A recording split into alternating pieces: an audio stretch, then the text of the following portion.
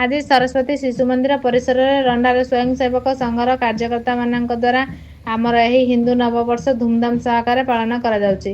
ଏହି ଅବସରରେ ରଣ୍ଡା ସାଗର ଶିବରାମ ପାତ୍ର, ଅଶ୍ୱିନୀ କୁମାର ପାତ୍ର, ରାଜେନ୍ଦ୍ର ପାତ୍ର, ସନ୍ତୋଷ ପଣ୍ଡା ଓ ସମସ୍ତ କାର୍ଯ୍ୟକର୍ତ୍ତାଙ୍କୁ ଧନ୍ୟବାଦ ଦେଇ ଆଜିର ଏହି କାର୍ଯ୍ୟକ୍ରମ କର୍ମ ପାଇଁ ସେମାନେ ଦୀର୍ଘ ଦିନ ହେଲା ମାନସିକ ଓ ଶାରୀରିକ ପରିଶ୍ରମ ସହ ଚେଷ୍ଟା ଜାରି ରଖିଛନ୍ତି। ରଙ୍ଗେଇଲୁଣ୍ଡା ବ୍ଲକ ଓଡ଼ିଶା ଦର୍ପଣ ସୁକାନ୍ତ କୁମାର ଦାସ।